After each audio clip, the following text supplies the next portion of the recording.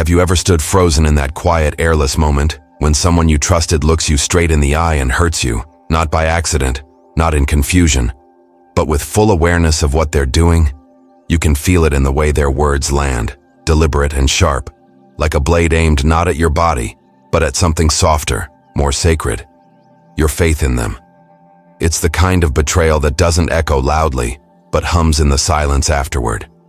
You don't scream. You don't move. You just stand there staring at someone who once felt safe, realizing that safety was the illusion. The air feels different after that. Every breath carries a new heaviness, like you're inhaling the memory of what used to be. The room hasn't changed, but you have. The person who once believed in goodness without question is gone. What's left is the echo of trust unraveling thread by thread until even your heartbeat feels foreign. And in that quiet, a question rises. Not from your mind, but from somewhere deeper, older, almost primal. What do you do when someone you love turns your trust into a weapon? Most people reach for anger, some for revenge. Others retreat into silence, the kind that hides pain beneath a polished surface. You tell yourself you're fine, that you don't care, but every thought circles back to the same place, the moment it all cracked. You replay it like a scene from a movie you didn't agree to star in, hoping maybe this time the ending will change. But it never does. There's a strange kind of loneliness that follows deliberate cruelty. It's not just the absence of someone, it's the loss of a version of yourself that believed love meant safety, that trust meant protection. When someone breaks that belief, you're not just mourning them. You're mourning the person you were before they did. Some people lash out. They throw words like stones, desperate to make the other person feel the same sting. Others go numb, pretending nothing happened. But the truth always leaks through the cracks, in restless nights, in sudden flinches, in that hollow space between what you want to say and what you know won't change anything. That's when you realize something powerful. You cannot control what others do, but you can decide what their actions will make of you. The Stoics understood this long before psychology gave it language. Marcus Aurelius, a man who led armies and faced betrayal even from his own circle, once wrote, "Choose not to be harmed, and you won't feel harmed. Don't feel harmed, and you haven't been." At first, those words sound impossible, almost cold. How can you not feel harmed when someone breaks your heart on purpose? But what Marcus was teaching wasn't suppression. It was sovereignty. The ability to decide what enters your inner world and what does not. Because pain is inevitable, but suffering, that's a dialogue we choose to continue. You see, when someone wounds you intentionally, they want something. They want your rage, your breakdown, your reaction. They want to prove their cruelty has power. But when you respond with stillness, when their cruelty meets calm, it confuses them. It strips them of control. Because the moment you refuse to react, you reclaim your power. Stillness is not weakness, it's containment. It's the quiet awareness that you no longer need to match their chaos to prove your worth. Imagine standing in a storm, not trying to fight the wind, not screaming into it, but standing so still that it passes through you without moving you. That is the strength of Stoic calm. It's not about pretending you're fine. It's about understanding that you don't need revenge to restore balance. You only need clarity. The Stoics taught that emotion is not the enemy. In fact, it's the teacher. Anger shows you where your boundaries were crossed. Sadness reveals what you valued most. But to let emotion lead you is to hand over the reins of your soul. When you act from pain, you let them write the next line of your story. When you pause, breathe, and choose stillness, you take the pen back. What do you do when betrayal feels unbearable? You stop trying to make sense of cruelty. You stop expecting fairness from those who gain from your confusion. You stop letting pain define the rhythm of your days. Instead, you turn inward, not to escape, but to rebuild. You ask not, "Why did they do this to me?" but "What will I do with this pain?" Because every wound, if faced with awareness, becomes an initiation. Every heartbreak becomes a doorway. Every silence becomes a teacher. Somewhere, deep beneath the noise of betrayal, there is a still place inside you that cannot be touched. The Stoics called it your inner citadel, the fortress of your mind, the one part of you the world can't break, unless you hand it the key. That's where your peace lives. That's where your strength begins again. The person who hurt you may never understand what they've done. They may never apologize.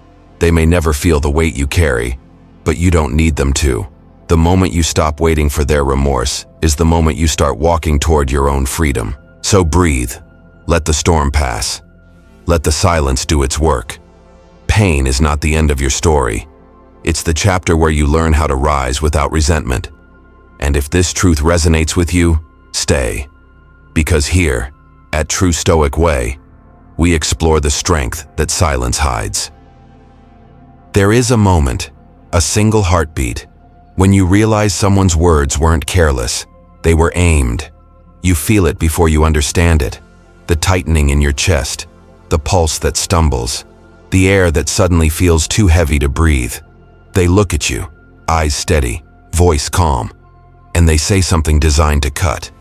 Not to question, not to discuss, but to wound. You stand there, frozen between disbelief and anger. Part of you wants to defend yourself. Another part wants to disappear. And somewhere deep inside, an older, quieter voice whispers, "Will you let this change you?"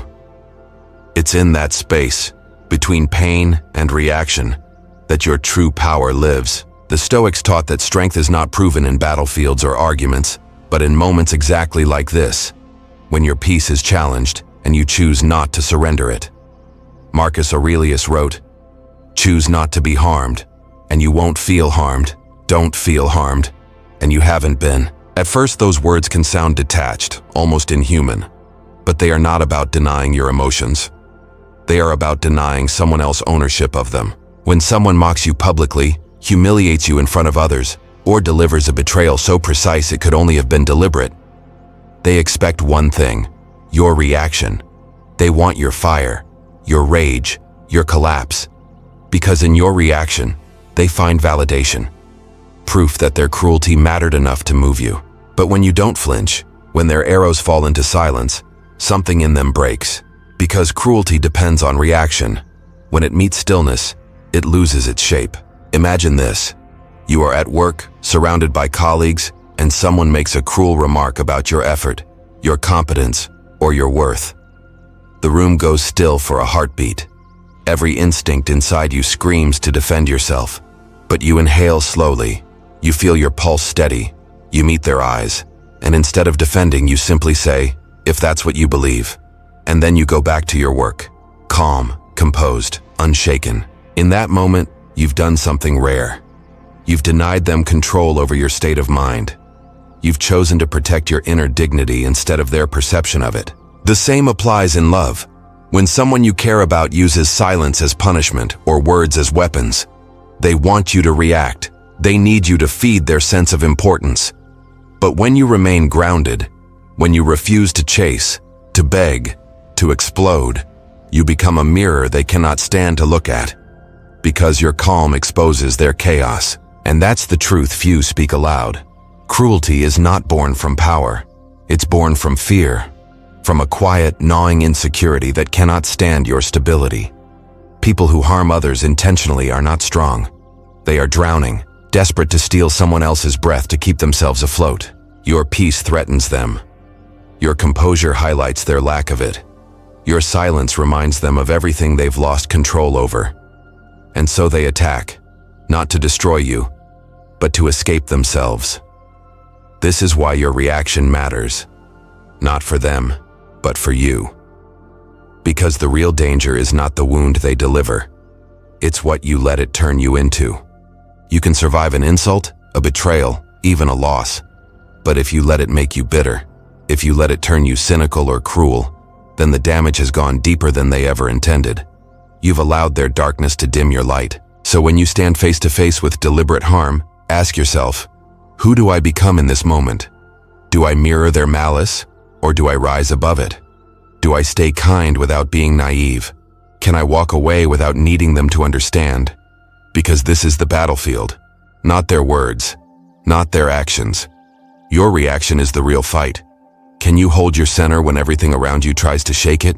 The Stoic does not pretend he feels nothing. He feels everything, but he chooses what deserves a response. He feels anger, but he does not let anger speak for him. He feels sadness, but he does not drown in it. He feels the sting of disrespect, but he will not hand over his self-control in exchange for temporary satisfaction. Every time you hold your peace when provoked, you strengthen that invisible muscle inside you, the one that guards your soul. It's not suppression, it's sovereignty. Think of a flame. When the wind blows hard, it flickers wildly. But when protected by glass, steady still, it keeps burning, undisturbed. That's you when you learn to guard your energy. Most people live like leaves in the wind. They are lifted by praise, crushed by rejection, blown in every direction by other people's opinions. But the Stoic lives like the tree, deeply rooted, unmoved by passing weather. And this isn't cold detachment, it's clarity. When you learn that another person's cruelty says more about their chaos than your worth, you stop taking their behavior personally. You start to see that their need to provoke you is their confession, not your condemnation. There's an old story I love. A young man once confronted the friend who betrayed him in front of a crowd. The friend laughed, ready to provoke a scene, expecting anger, shouting, maybe even a fight. But the young man simply looked at him and said, "If you needed to wound me to feel powerful, I'm sorry. That was the only way you could." And then he walked away.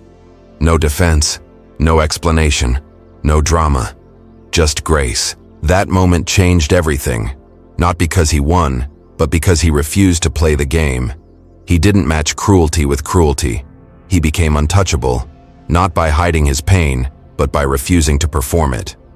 That's the essence of Stoic mastery, stillness that unsettles those who thrive on chaos. So the next time someone tries to humiliate you, provoke you, or diminish you, don't rush to defend yourself. Don't try to correct their version of you. Let them speak. Let them misunderstand.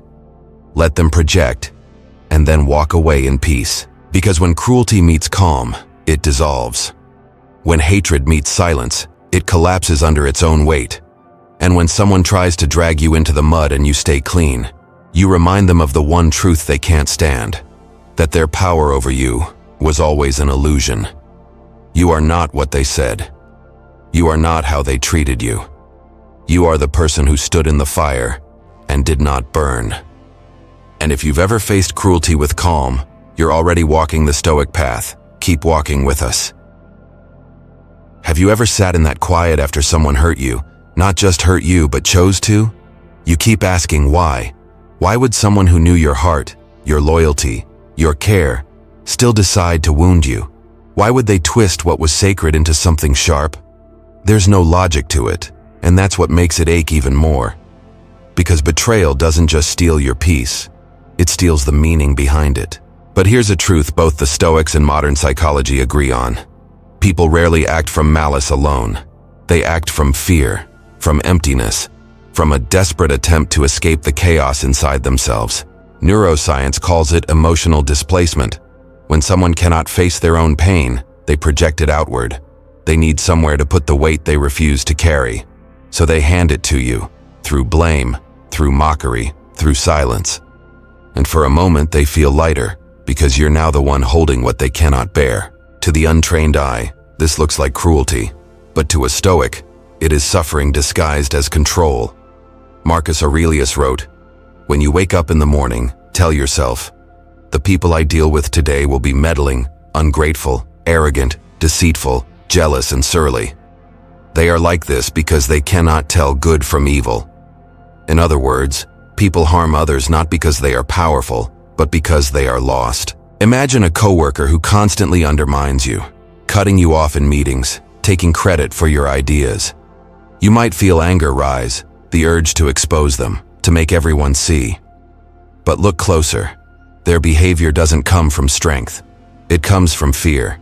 Fear that your competence reminds them of their mediocrity. Fear that your calm exposes their insecurity. Their cruelty is not a statement about your worth. It's a confession of their weakness. Or think of someone you loved, who used your openness against you. They didn't mock your vulnerability because it was foolish. They mocked it because it made them feel small. People attack what they secretly wish they could embody. Even within families, the same pattern appears. A parent's harshness may stem from unhealed wounds of their own. A sibling's resentment may be jealousy twisted into criticism.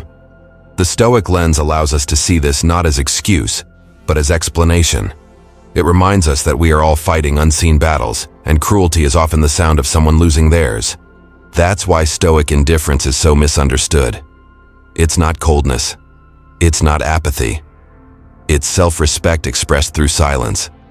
It's the quiet declaration, "You do not live here anymore. Not in my mind. Not in my emotions. Not in the story I tell about myself." True indifference is not about turning off your heart. It's about keeping it clean, refusing to let someone else's darkness pollute your light. There was once a man who learned this the hard way. He had a friend, someone he trusted like a brother. Over time, that friend began to mock him subtly, question his decisions, and plant seeds of doubt in others. When he finally confronted him, the man laughed. "You take things too seriously," he said. "It's just a joke." But the words cut deep, because they weren't jokes. They were precision strikes at the man's confidence. He could have argued. He could have shouted, explained, demanded an apology. But something in him shifted. He realized that the more he tried to make this person understand, the more power he gave him. Understanding was never the goal.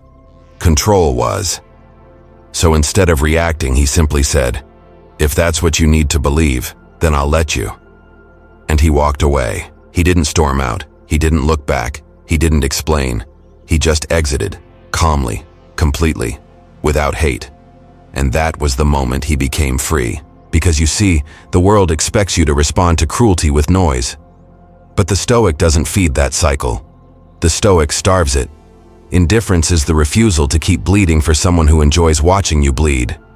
It's the quiet courage to say, "I wish you well, but I won't carry your poison any further." That doesn't mean you tolerate abuse or pretend nothing happened. Stoic indifference doesn't mean pretending you're unaffected. It means you choose your energy with intention. You walk away, not because you don't care, but because you care too much about your peace to let it be corroded. The modern world confuses reaction with strength. We're told to stand up, to prove them wrong, to show them. But there is no victory in matching someone's chaos. You cannot heal by mirroring what hurt you. You heal by removing yourself from the arena altogether. And when you do, something powerful happens. The person who tried to provoke you is left alone with the echo of their own emptiness. Their cruelty no longer has an audience. Their words no longer have a home.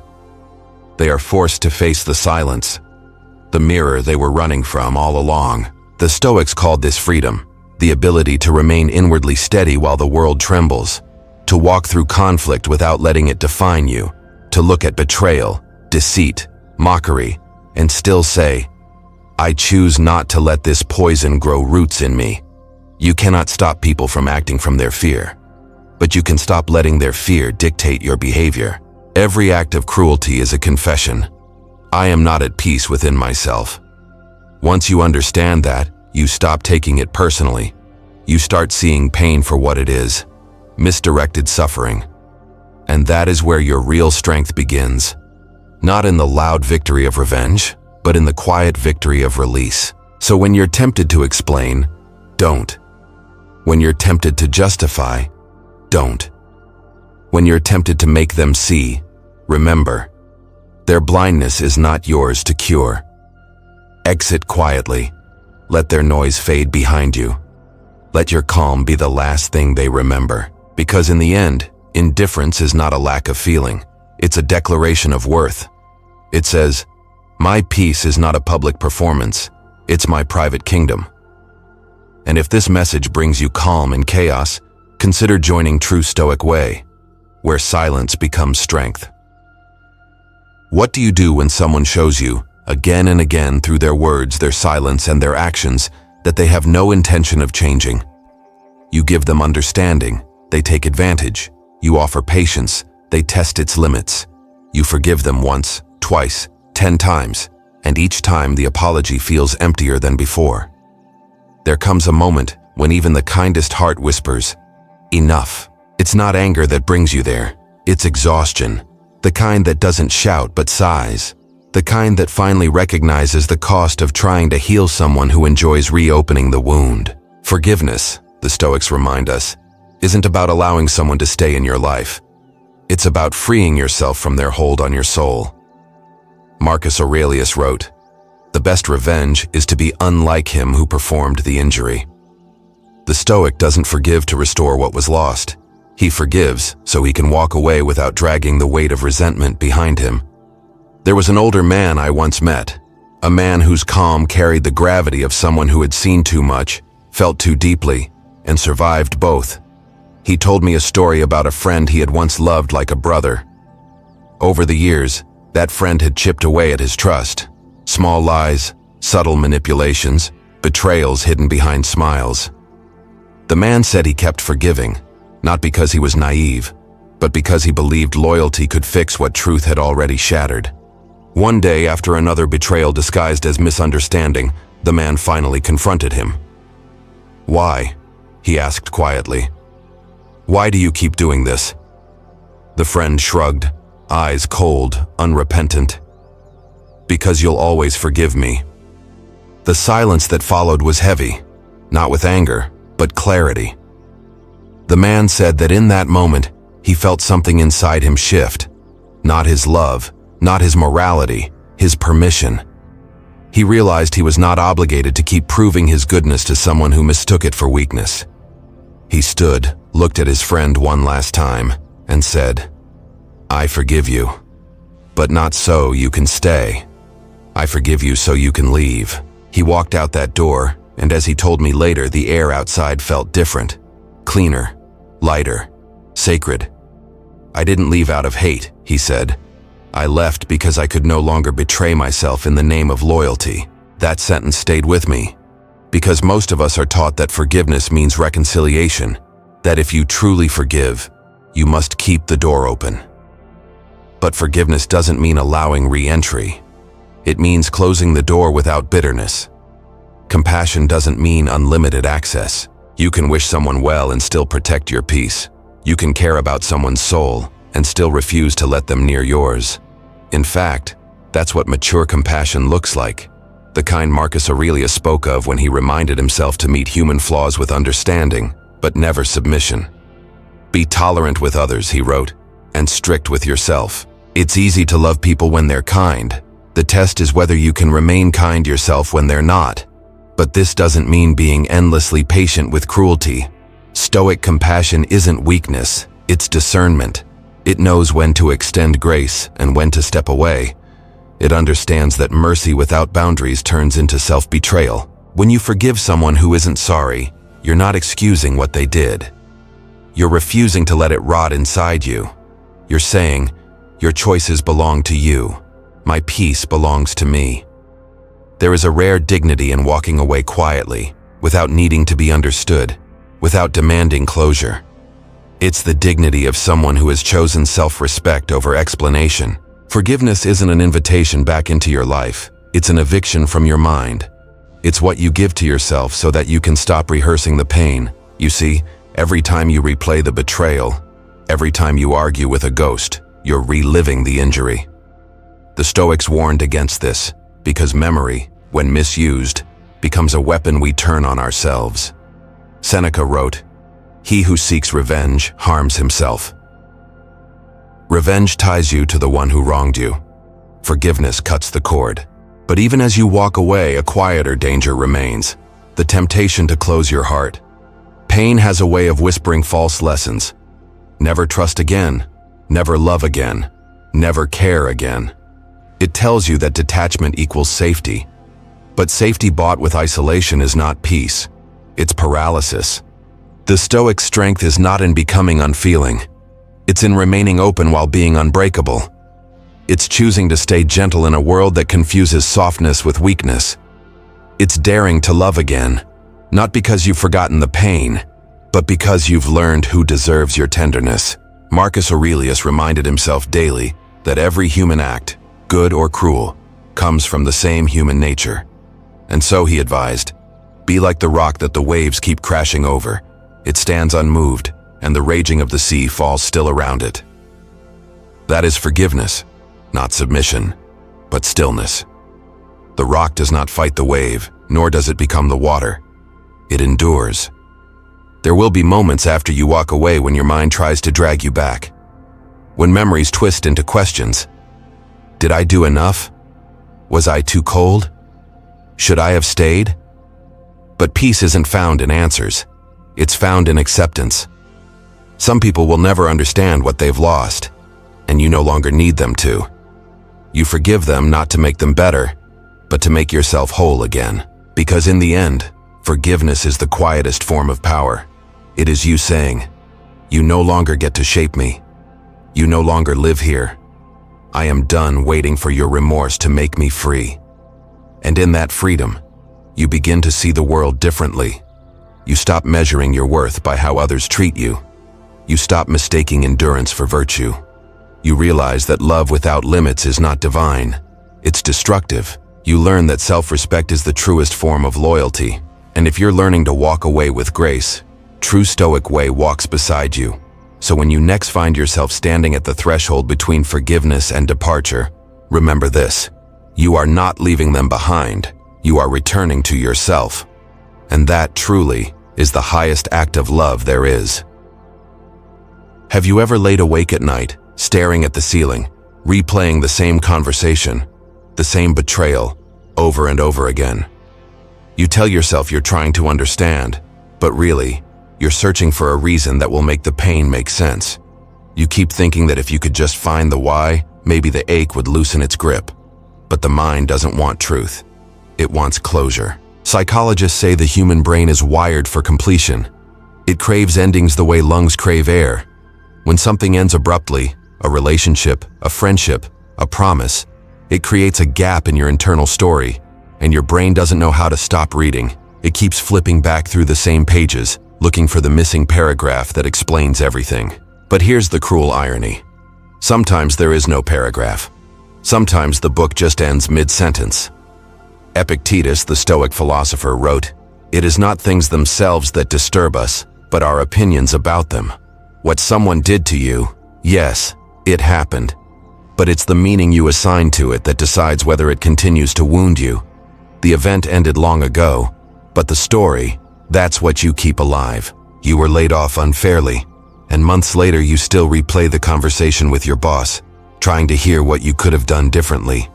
You were betrayed in love, and you revisit the messages, the arguments, the last look, trying to spot the moment they stopped caring. You were hurt by a friend who never explained why, and you scroll through old photos, hunting for signs you missed.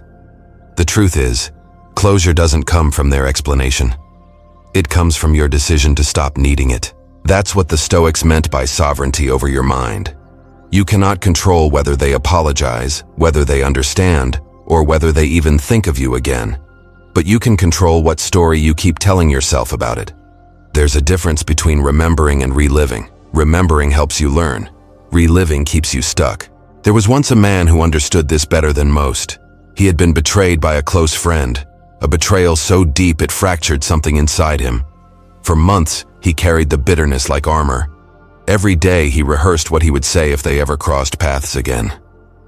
Every night he replayed the betrayal like a wound that refused to scar. Then one day, exhausted by the weight of his own anger, he sat down and began to write. He wrote a letter, not to send, but to empty himself. He poured everything into it, the pain, the confusion, the moments of love, the disbelief. His hand shook as he wrote the final lines. "I forgive you, not because you earned it, but because I refuse to carry this weight another day." He folded the letter, placed it in a drawer, and never mailed it. At first, nothing magical happened. The sky didn't clear. The ache didn't vanish. But over the next few days, something subtle shifted. He noticed he could breathe deeper. The thoughts came less often. His shoulders felt lighter. It wasn't closure he found. It was release. He told me that every morning afterward, he built small rituals around healing. A morning walk without his phone. A journal entry about gratitude instead of loss. A quiet cup of tea in silence instead of scrolling through memories. Little acts that whispered, "I choose life again." He said forgiveness didn't erase the past, it just made the present livable. And that was enough. Because healing doesn't mean you stop remembering, it means the memory stops hurting. So why do we keep chasing closure from those who broke us? Because we think that if they understand, we'll finally be at peace. But that's not peace. That's dependency. It's placing your healing in the hands of the person least capable of giving it. Some people will never admit what they did. Some will rewrite the story to protect themselves, and some are too lost to even notice the damage they caused. Waiting for their remorse is like waiting for fire to turn cold. It will never happen. The Stoics would tell you that peace isn't found in what others do. It's found in what you decide to release. When you stop needing their apology, their explanation, their closure, you reclaim the only thing that was ever truly yours, your agency. And yes, there will be moments when the pain sneaks back in, when a song, a place, or a random scent reopens the wound. In those moments, don't fight it. Acknowledge it. Say to yourself, this too is part of healing. Because healing is not a straight line. It's a practice, a discipline. Each time the memory returns, you have a choice. Feed it or free it. Epictetus also said, men are disturbed not by things but by the views which they take of them. To heal, you must shift your view. Stop asking, why did they do this to me? And start asking, what is this trying to teach me? Pain is information. It reveals where your boundaries were weak, where your expectations were misplaced, where your worth was attached to something outside of yourself. And when you see it that way, pain transforms from punishment into teacher. You start to move differently. You become gentler but stronger, quieter but more certain. You no longer crave closure because you've realized the truth. What you were waiting for was never in their hands. It was always in yours. There's something almost sacred about healing without fanfare. No confrontation, no explanation, just quiet evolution. You start reading books again. You start laughing again. Not loudly at first, but sincerely. You start remembering who you were before the pain, and then, beautifully, who you've become because of it. And in time, you'll find that the absence of closure is no longer a wound. It's a doorway, because closure doesn't come from them turning back. It comes from you walking forward. So tonight, if you're still waiting for the apology that never arrives, do this instead. Write the letter you'll never send. Pour out every word. Then fold it, and with it, fold your need for answers. Place it somewhere safe, not as proof of pain, but as evidence of your release. And when you wake up tomorrow, take one small step toward life. Open the window, breathe, move your body. Remind yourself that healing is not forgetting. It's refusing to let what hurt you dictate the rhythm of your days. Because closure is not something the world gives. It's something you create when you decide your peace matters more than your pride. And if you've ever healed in silence, let this message remind you, your peace is the loudest proof. What do you do when the dust finally settles? When the arguments are over, the doors have closed, and all you're left with is the echo of what could have been. At first, you sit in the ruins, stunned. You look around at the ashes of what once felt solid, your plans, your love, your trust, and you wonder, was any of it real? There was once a woman who knew that feeling too well. She lost everything she had built, her business, her reputation, her sense of worth, because of one betrayal. The person she trusted most deceived her in ways that left her not just broke, but hollow. For months, she moved through life like a ghost, haunted by the thought that she'd never rebuild what was lost. Every morning felt heavy, every sound distant, every decision meaningless. At first, she resisted reality. She spent her nights replaying old conversations, searching for the sentence that could have saved her. She kept imagining alternate endings, different choices, impossible second chances. But the world doesn't pause for grief. Time moves, whether we follow or not. Then one morning, she woke up and did something different. She stood before the mirror, hair tangled, eyes swollen, and whispered, "He took what I had, but I won't let him take who I am." That was the first moment she began to live again. She didn't rise in triumph. She didn't feel strong, but she had made a quiet decision to stop being the victim in a story she didn't write and start becoming the author of a new one. The Stoics taught that pain and loss are not punishments. They are invitations. The Roman Emperor Marcus Aurelius called it amor fati, the love of fate. To not merely accept what happens, but to embrace it as something necessary, something that belongs to you. A blazing fire, he wrote, makes flame and brightness out of everything that is thrown into it. That is what it means to move forward without looking back. It is not denial.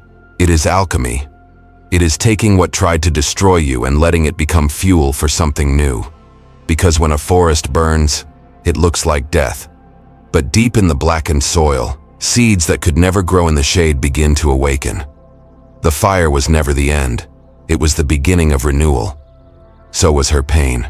At first, she rebuilt in small steps. She walked every morning before sunrise, not to exercise, but to remind herself that life still moved. She journaled her thoughts, sometimes angry, sometimes numb, but always honest. She volunteered at a shelter once a week, pouring compassion where bitterness used to live. Slowly, her life became her again.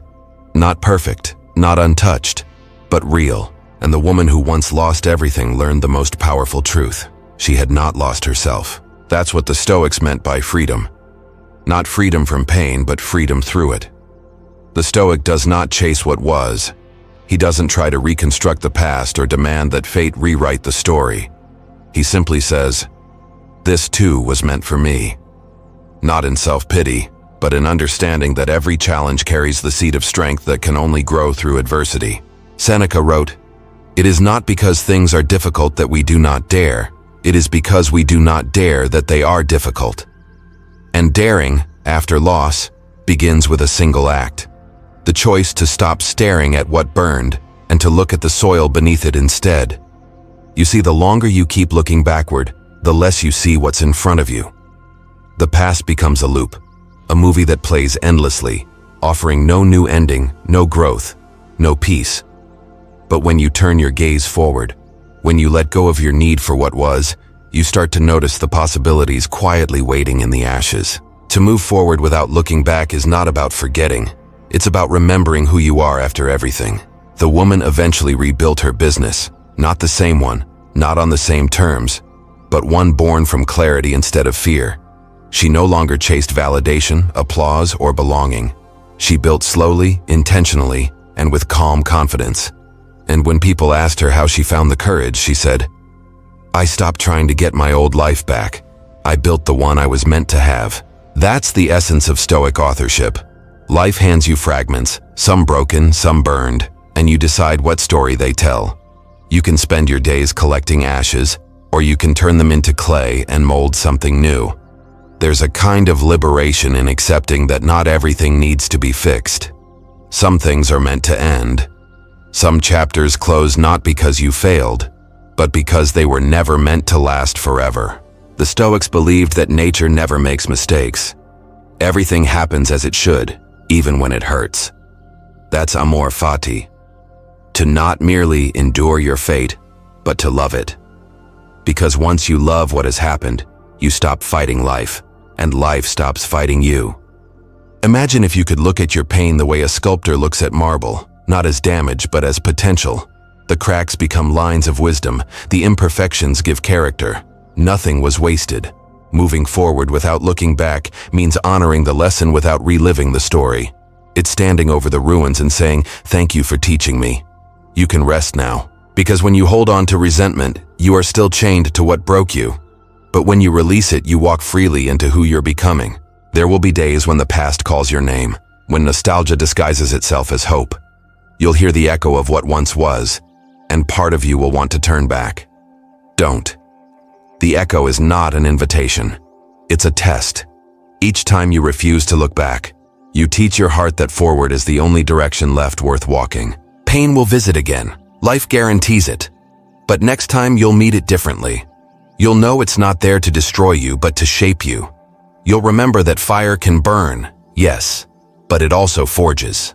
The woman who once feared her reflection now wakes every morning with gratitude, not because everything is perfect, but because everything is hers, every scar, every lesson, every breath. She no longer asks, "Why did this happen to me?" She says, "This happened for me." That's amor fati in motion, the art of loving your story, even the chapters written in pain. And when you finally understand that, you realize you were never rebuilding from ashes. You were being reborn from them.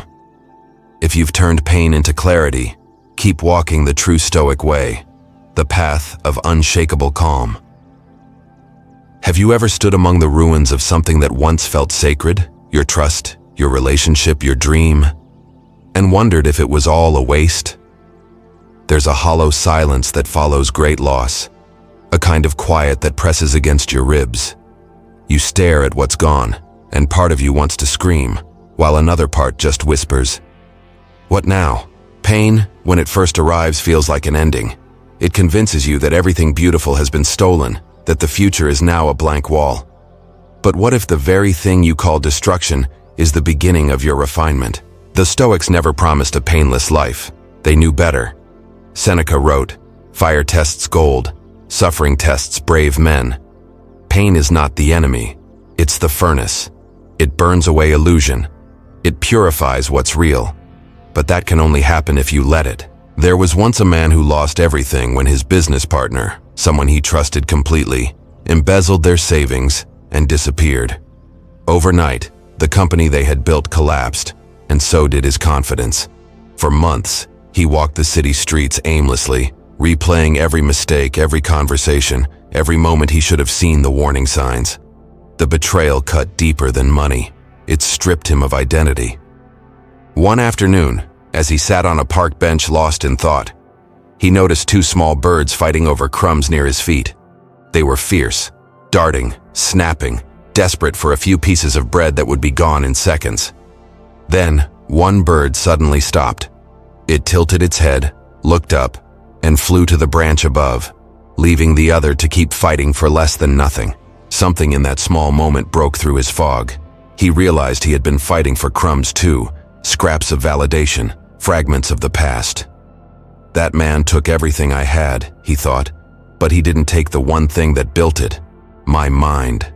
That single thought became a turning point. He stopped chasing revenge and started rebuilding, not from bitterness but from clarity. He studied, reflected, learned from every failure.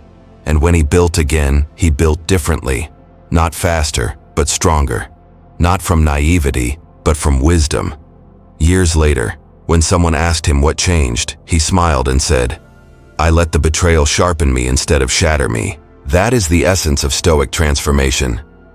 Pain, when used wisely, becomes the sculptor.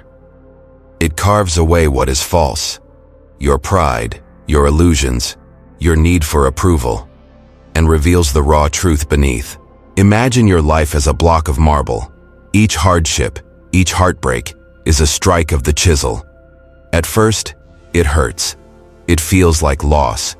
But slowly, a form begins to emerge, the truest version of you. The Stoics believed that obstacles are not interruptions to your path. They are the path. Marcus Aurelius wrote, "The impediment to action advances action. What stands in the way becomes the way." In other words, life's blows are not punishments. They are instructions. Think of a furnace. It doesn't destroy the gold inside. It reveals it. The fire only burns away the impurities that don't belong. The same is true of you. Every trial, every loss, every disappointment is refining you for something you cannot yet see. The mistake most people make is trying to escape the fire before the refining is done. They resist the pain, deny it, numb it, or drown in it. But the Stoic learns to sit in the heat and say, "This is making me." Pain only breaks you when you fight it. When you face it, it shapes you. You see this truth in every story of resilience. The widow who starts a foundation in her husband's memory and finds purpose in helping others heal. The man who loses his job and, instead of collapsing, discovers a new skill and builds a business of his own. The friend who survives betrayal and uses that insight to love more wisely, not more cautiously. Each of them took the same raw material, pain, and turned it into strength. But that doesn't mean the process is easy. The fire doesn't feel holy while you're in it. It feels cruel, endless, unfair. There will be nights when you question whether any of it will be worth it. The Stoics didn't deny that. They simply refused to let suffering define them. Marcus Aurelius, facing loss, illness, and constant betrayal, wrote in his journal, "Not for the world, but for himself. The world is change. Our life is what our thoughts make it." He understood that while you cannot control what the world takes, you can control what it leaves behind. When you start to see pain as a teacher, something miraculous happens. The story changes from why me to what for. The pain doesn't shrink, but its purpose grows. It becomes less about punishment and more about preparation. And sometimes, when you look back, you'll see that the moments you cursed the most were the ones that carved you into someone unbreakable. The man on the park bench years later returned to that same spot. The memory of his old life didn't sting anymore. It humbled him. He no longer saw his betrayal as the worst thing that ever happened, but as the moment he woke up. "The fire didn't ruin me," he said softly. "It revealed me." That's the paradox of pain. What you think is ending you is often what's refining you. So the next time you find yourself in the furnace, don't beg to be spared. Ask to be shaped. Don't pray for fewer obstacles. Pray for stronger sight. See the sculptor's hand in every strike, the purpose in every loss, the direction hidden inside every disappointment. Because if you let it, pain will give you more than it ever took. It will teach you clarity. It will strip away everything false. It will remind you that strength isn't about never falling. It's about always rising, a little wiser, a little calmer, a little truer to yourself. You are not the wound. You are what the wound is making. So stand in the fire, still and aware. Let it temper you. Let it teach you. And when the flames fade, step out not as who you were, but as who you were meant to become.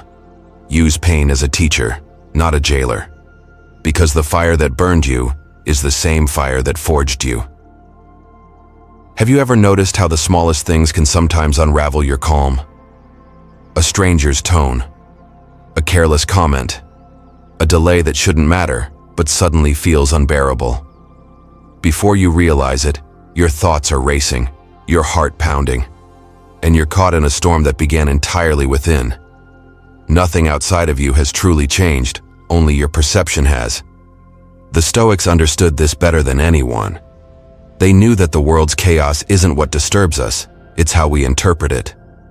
It's not events that disturb people, Epictetus wrote, but their judgments concerning them. The battlefield isn't out there, it's in your mind. There was once a soldier who learned this truth in the hardest way possible. After years in combat, he returned home to peace, but his mind hadn't followed. Every sound felt like a threat. A door slamming sent his heart racing. Crowds made his skin crawl. Though the war was over, his thoughts were still fighting. One day he traveled to a quiet monastery in search of rest.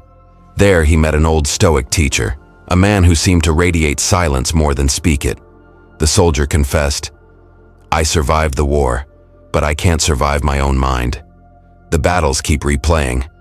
I can't stop reacting." The teacher studied him for a long moment and then asked, "Tell me, when you hear thunder, do you reach for your weapon?" The soldier hesitated. "At first, yes. Now I just flinch." "Why?" the teacher asked gently. "Because my body remembers." The teacher nodded. "Then it is time to teach your body that not every sound means danger. Your mind learned war. Now it must learn peace." And so, the training began. Not with weapons or drills, but with stillness. Each morning the soldier sat in silence and watched his breath rise and fall. At first it was torture. His thoughts attacked him like ghosts. His memories screamed louder than any battlefield. But the teacher told him, "Do not fight them. Watch them pass like clouds. You are not the storm. You are the sky it moves through." At first he didn't understand. But slowly he began to notice a gap between the thought and the reaction. A small, sacred pause. When anger rose, he could see it before it spoke. When fear tightened his chest, he could breathe through it instead of collapsing under it. That tiny pause became his new armor. This is the Stoic way. The true discipline is not controlling the world. It's mastering the mind that perceives it. Every day, the soldier practiced, breathing before reacting, observing before judging, writing in a small journal the teacher gave him. In it, he would record what triggered him, what thoughts returned, what lessons emerged. The teacher called it the battlefield of ink. You fought with weapons before, the teacher told him. Now you fight with awareness. Each time you write, you reclaim ground inside yourself. Weeks turned into months. The soldier still heard sudden noises, still felt fear, but it no longer owned him. He had learned to look at his emotions as messengers, not masters. Anger said, "You were hurt." Fear said, "You care about what's at stake." Sadness said, "You've lost something meaningful." And once he learned to listen, he no longer had to obey. That is what Stoic mastery looks like, not numbness but command. The world can shake, but you remain rooted. This kind of strength doesn't come overnight. It's built through daily disciplines so simple that most people ignore them. The Stoics called it ascesis, spiritual training. They practiced self-awareness the way soldiers practiced combat. Every morning, they examined their thoughts. Every evening, they reflected on their actions. Marcus Aurelius, ruler of the known world, began each day reminding himself that people would be meddling, ungrateful, deceitful. Not to grow bitter, but to stay prepared. Awareness was his shield, and every night he wrote in his journal lines that would later become meditations. Those words were never meant for others. They were how he sharpened his mind. Epictetus taught his students to pause before reacting, to ask themselves, "Is this within my control?" If yes, act with wisdom. If not, release it. That single question became their compass. Even Seneca, who advised emperors, wrote letters to himself as exercises in clarity, reminders to stay calm, to forgive faster, to waste no energy on what he couldn't change. And that's the essence of Stoic daily practice. Awareness, observation, intention. Every reaction you resist strengthens your mind's discipline. Every thought you question loosens the chain of impulse. Every breath you take consciously reminds your body that peace is possible even when the world isn't. The soldier years later told his teacher, "The battles still visit me sometimes." The teacher smiled. "And what do you do when they come?" "I breathe," the soldier said quietly. "I remember they are just memories, not commands." "That," the teacher replied, "is victory." Because victory in Stoicism isn't the absence of storms, it's the calm within them. It's standing in the middle of chaos and choosing not to let it write your story. The same is true for us. You don't need to be a soldier to understand what it means to be at war with your own thoughts. Life's noise is relentless, the disappointments, the deadlines, the doubts. But mastery begins the same way it did for him, with a pause, a breath, and the decision to respond rather than react. When you wake in the morning before you reach for your phone, take one conscious breath. Before you speak in anger, count to 3. Before you spiral into worry, ask, "Is this within my control?" And every night, before you sleep, write a single reflection. What did I allow to disturb me today, and what can I learn from it? It doesn't have to be perfect, it just has to be consistent. The Stoic doesn't seek perfection, he seeks progress. Each day becomes a lesson, each emotion a teacher, each reaction a choice. That is how you train your mind before you try to master the world. So today, practice the pause. Breathe before speaking. Observe before judging. Write before reacting. And when you do, you'll discover what the soldier did. That peace isn't found in the absence of noise, but in the strength of your stillness. Because once your mind becomes steady, the world loses its power to shake you. So take a breath now. Feel it. Let the noise fade. And remember, this is where your strength begins. Write, pause, breathe, reflect. After the storm, when the noise fades and your mind finally grows quiet again, a strange emptiness remains. You've survived, yes, but something inside you has shifted. The things that once mattered feel distant, irrelevant. The people, The goals, the dreams you used to chase, they no longer hold the same glow. And that's when the deeper question begins to rise. Not, what did I lose? But, what truly matters now? Because pain doesn't just break things, it rearranges them. It cracks the foundation of your values and asks, was this ever really mine, or was I only borrowing it from someone else? After betrayal, heartbreak, or disillusionment, it's tempting to rebuild your life on reaction rather than reflection. You tell yourself, I'll never trust again. I'll never be that open again. I'll only love when it's safe. These sound like lessons, but they are actually defenses, values born from pain, not from truth. The Stoics warned of this quiet trap. When you let your suffering write your principles, you become a prisoner of what hurt you. It feels like strength, but it's actually fear wearing armor. There was once a woman who understood this too well. After years in a toxic relationship, she finally walked away. She thought she was free, but the chains followed her. Only now they lived in her thoughts. She didn't date, not because she was at peace, but because she was terrified. She distrusted kindness, questioned motives, and guarded her heart so tightly that nothing could reach it, including love. One day, while journaling, she wrote down everything she used to believe about love, honesty, trust, and vulnerability. Then next to each one, she wrote what she believed now. The contrast stunned her. Her old beliefs were soft, hopeful, open. Her new ones were sharp, cautious, cynical. They weren't her. They were her pain speaking through her. So she began again, not by seeking new relationships, but by rebuilding her values. Slowly, patiently, she started asking herself, what do I now believe about trust, about peace, about worth? Are these beliefs protecting me or imprisoning me? Do they reflect wisdom or fear? This became her quiet Stoic practice. Each answer brought her closer to her nature, not the fearful version shaped by hurt, but the grounded one shaped by awareness.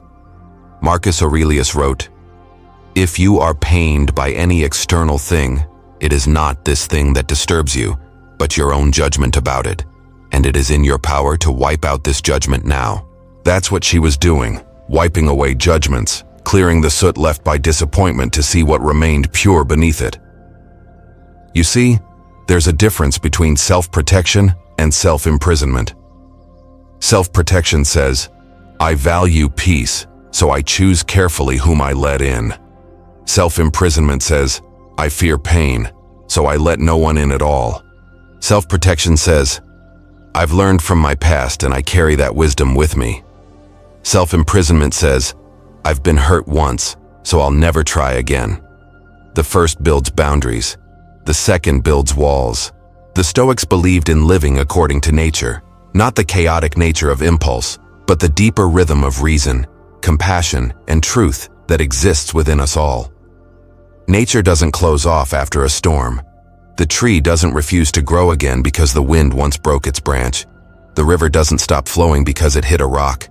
It finds another path, quietly, patiently, inevitably.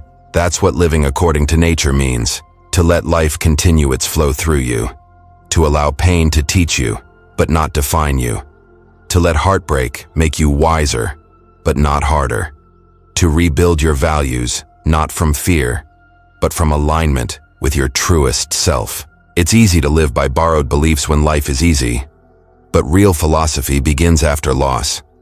When everything familiar falls away, you are forced to decide what is truly mine. The woman began to rediscover her answers through small acts. She said no when something felt wrong, not out of defensiveness, but out of clarity. She allowed herself to say yes to new experiences, even when they scared her, because she realized courage doesn't mean the absence of fear, it means acting in spite of it. She learned to listen differently, to hear the quiet voice within that said, "This person feels safe," or "This situation drains me."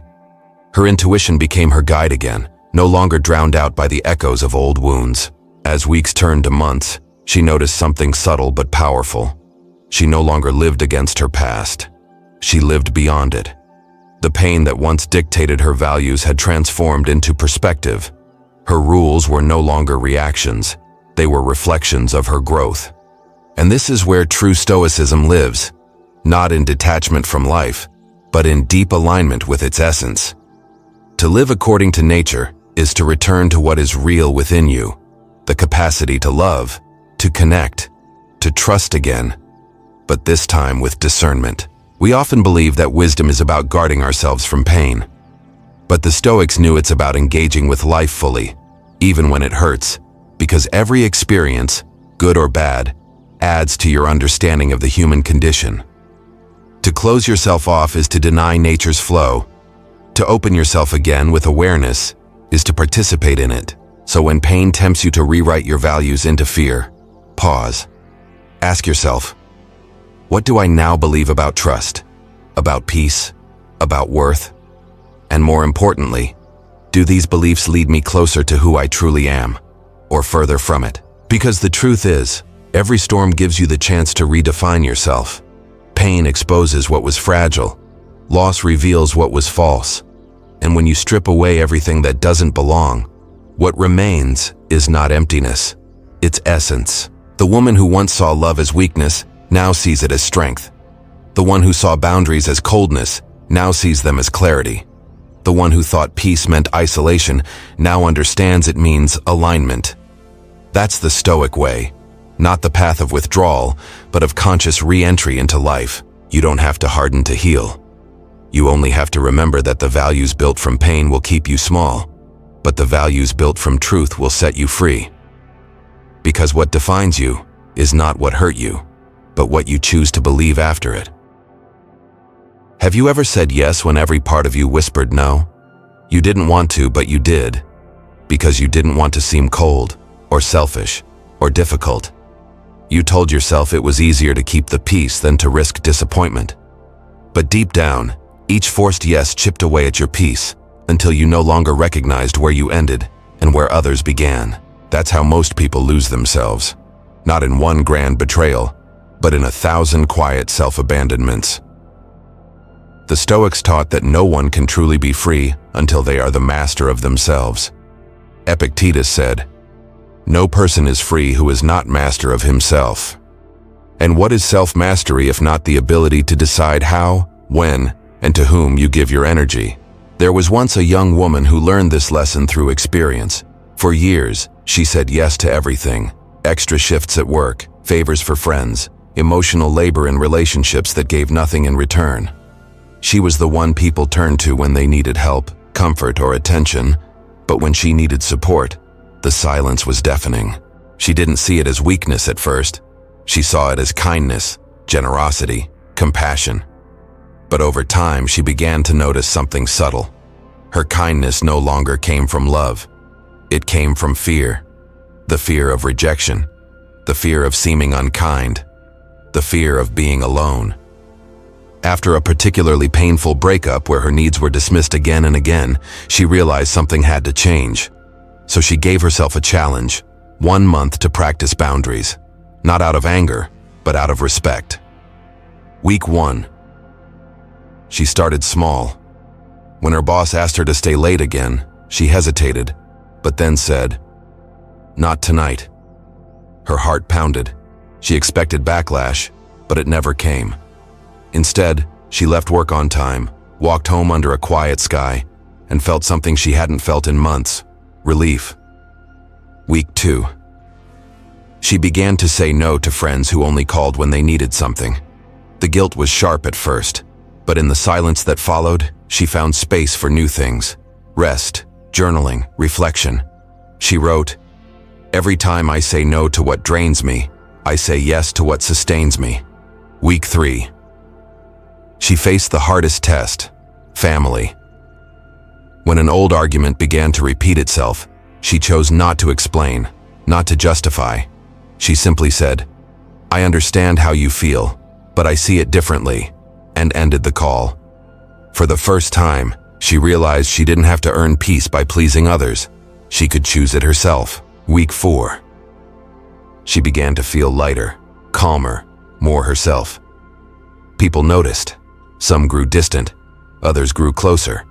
She didn't chase either outcome. She finally understood that boundaries are not punishments. They are filters. The right people respect them.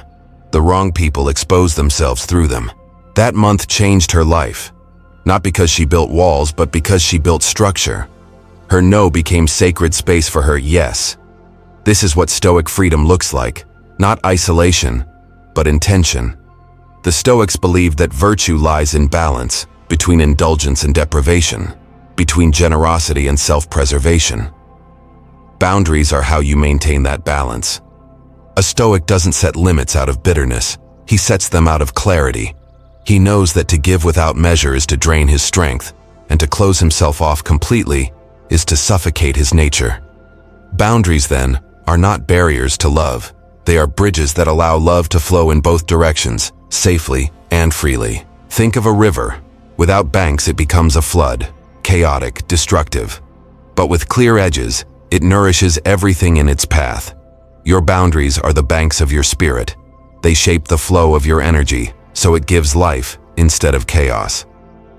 The Stoic approach to setting boundaries begins with self-knowledge.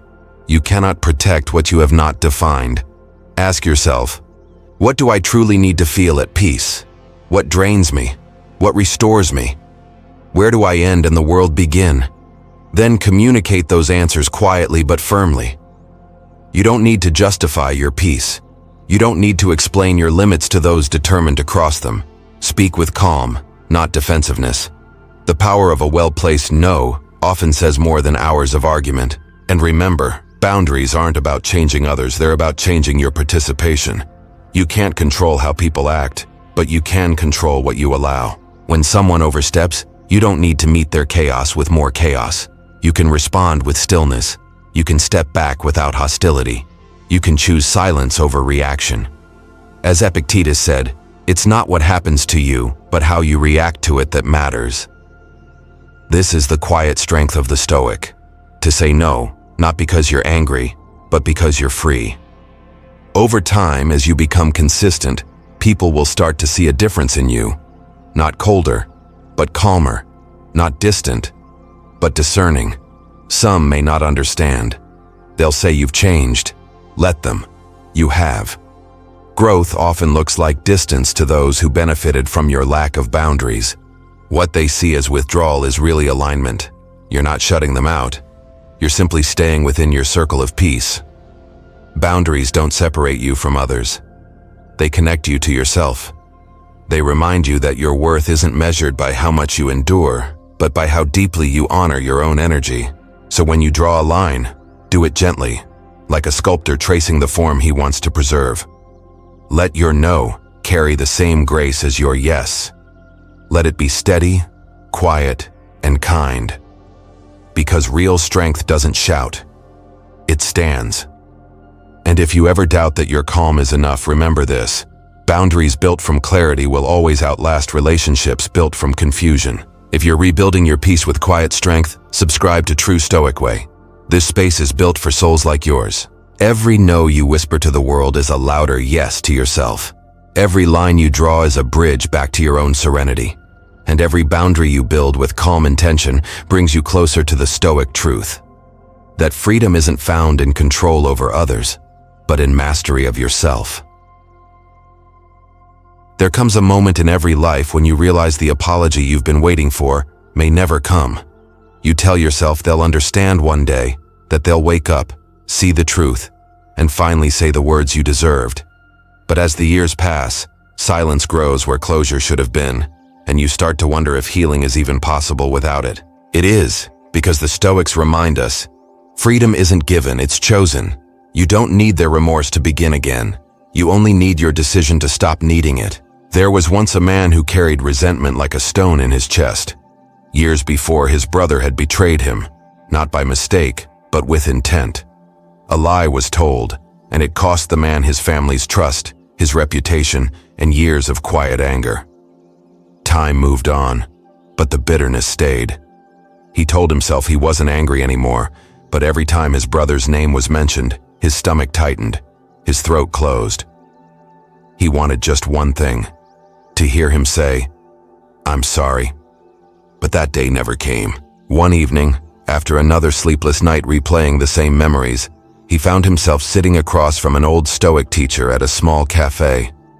The teacher listened as the man poured out his story, the betrayal, the silence, the years lost to resentment. When he was done, the teacher asked simply, "If your brother came to you tomorrow and said the words you've longed to hear, would it change what you must do next?" The man paused. "No," he admitted softly. "Then," the teacher said, "you already have your answer." In that moment, something loosened inside him. He didn't forgive instantly. That's not how healing works. But he began to understand that waiting for remorse was another way of staying chained to the past. Forgiveness was never about making his brother right. It was about freeing himself from the need to be avenged. He went home that night, took a deep breath and whispered the words his brother never would. "I forgive you. Not for your sake, but for mine." And that was the day he stopped carrying the stone. Because forgiveness isn't a gift for those who hurt you. It's mercy for the part of yourself that's tired of hurting. Then there was the woman, quiet, graceful, yet haunted by a voice she'd lost years ago. In her marriage, her opinions were dismissed, her emotions belittled, her presence diminished. Over time, she stopped speaking up altogether. Silence became her survival. Even after she left, her voice didn't return. She no longer trusted it. One morning, she sat at her desk with an empty page before her. She decided to write a letter to the man who had broken her confidence, not to send, but to reclaim what she had buried.